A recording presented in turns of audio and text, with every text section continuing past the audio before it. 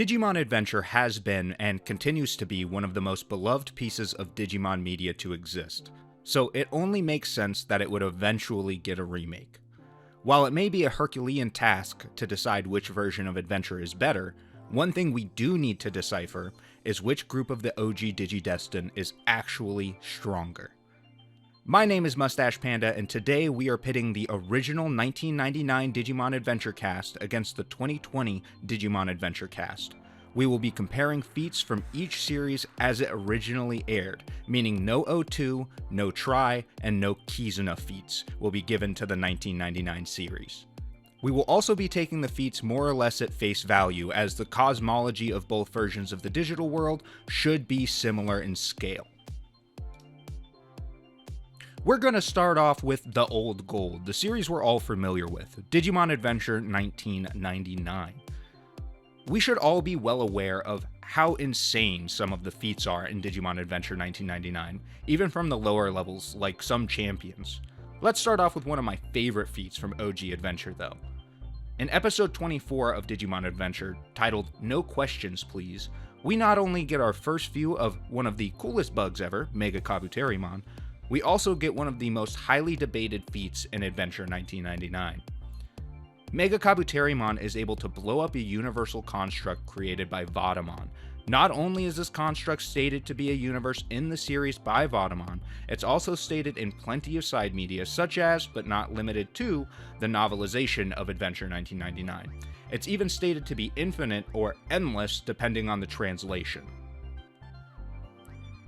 The scale of this feat is backed up by other events like we see in episode 20, the Earthquake of Metal Greymon. Edamon, when fused with the Dark Network, was able to warp the entire digital world just by existing, and Metal Greymon was able to handle him with relative ease.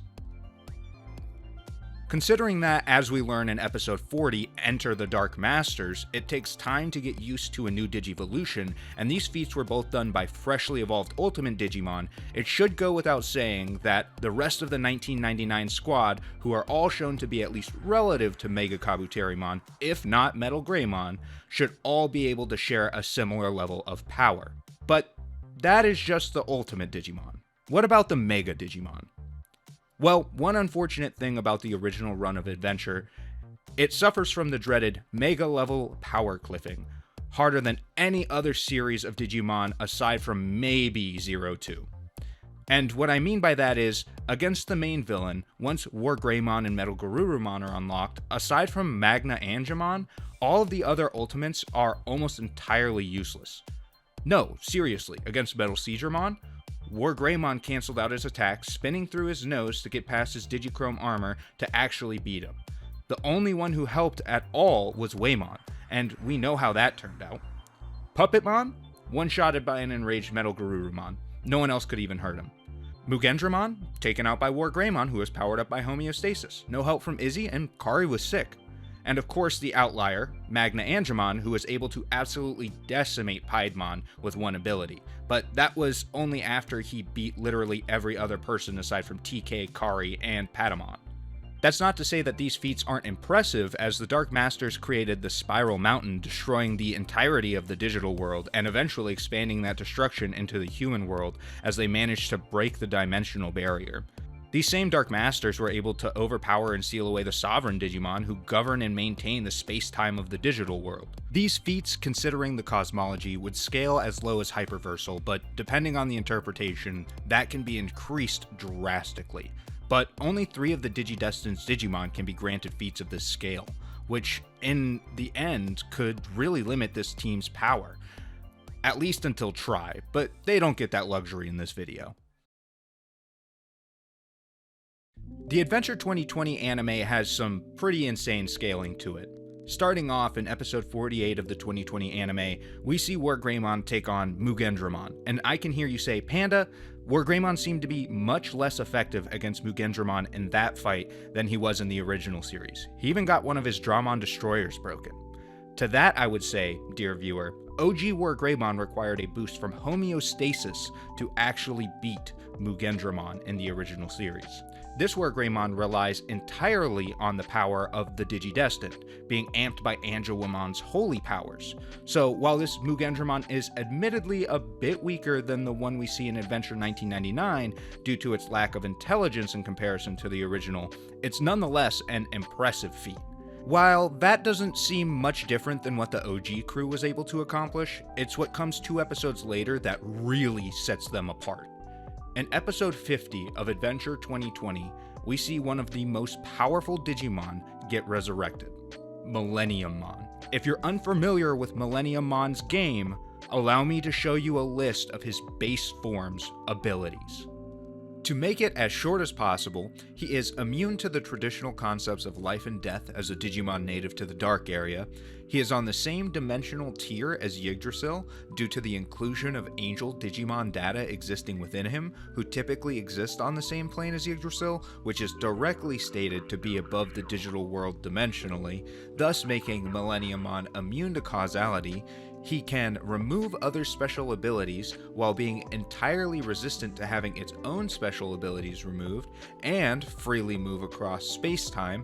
If somehow defeated, will be resurrected via Moon Millenniummon, which is entirely immune to physical attacks, and last but not least, can freely manipulate time, space, and dimensions.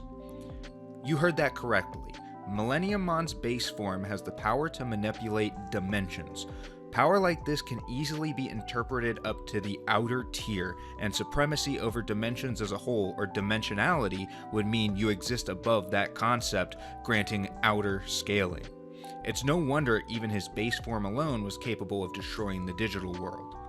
Initially, Wargreymon and Tai stand alone against Millenniummon, while Millenniummon holds the other chosen children captive. Using only the power of the Crest of Courage, Tai and Wargreymon are able to hit Millenniummon hard enough to release the rest of the children. Once released, we see Angelwomon and Magna Angemon digivolve into Goddramon and Magnadramon, 2 Digimon stated to be on par with a Zulongmon. And both of them are able to push Millenniummon into digivolving into Zeed Millenniummon, a force of absolute destruction and despair. Stated to have a power greater than that of the holy and dark armies, of which contain the 3 great angels, who are debatably more powerful than the Digimon Sovereign in this continuity, and likely include more Digimon on par or slightly weaker than them within those same armies. He should be orders of magnitude greater than his previous form. Wargreymon was able to defeat Zeed Millenniummon via consolidating the power of not only the chosen children and their crests, but the entire digital world into his Terra Force, allowing him to overcome this monster. Then we reach the final villain of the series, Negamon. While it's never explicitly stated, the narrative of Adventure 2020 implies that Negamon and his higher forms should be stronger than that of Millenniummon, due to the fact that unlike Millenniummon, who required the power of the entire digital world funneled into a single Digimon to defeat, Negamon requires the energy of the human and the digital world. This is stated to be a miracle greater than the one granted to defeat Millenniummon, causing all of the chosen children's Digimon to digivolve to their strongest Mega-level forms, and allows Wargreymon and Metal Garurumon to form a fully realized Omegamon, leading to Negamon's defeat.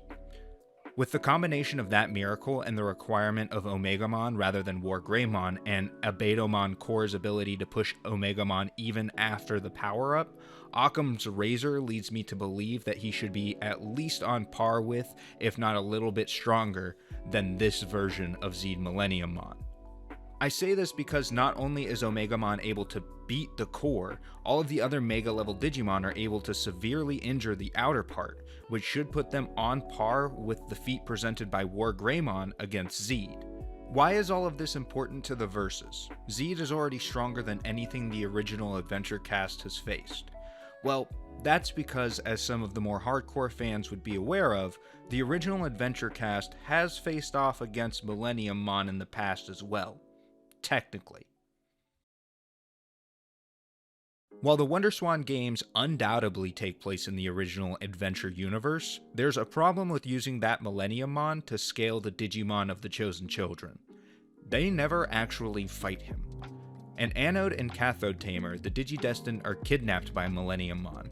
It's a character we have talked about in past videos, Ryo, who is able to defeat him in his base form, freeing the Digidestined. In Digimon Tag Tamers, we see Ryo tag up with Ken Ichijoji from Adventure 02 to defeat Millenniummon again, also defeating his second form, Moon Millenniummon.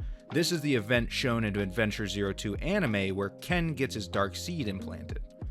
And in the final showdown against Millenniummon in the manga, Ryo's Story, we learn that Ryo's Monodramon forced Jogrest with Zeed, creating Cyberdramon, and that was the only way to truly defeat him.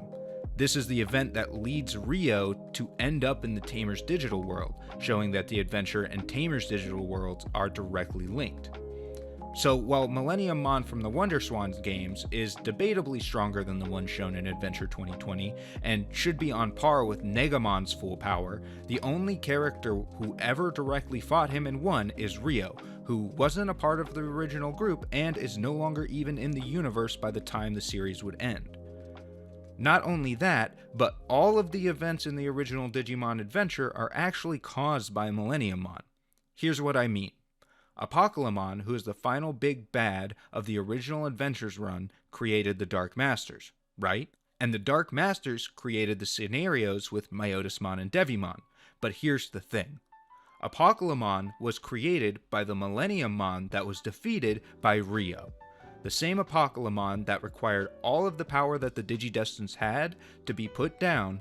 They couldn't even fight him in a traditional way until he escaped into the Tamer's universe and was chased down by a fully realized Omegamon. Go watch my Omegamon vs. Apocalypmon video to see more information on that. In summary, none of the Wonderswan game feats can be given to the OG 1999 Digidestined because they never actually participated in the fights against Millenniummon.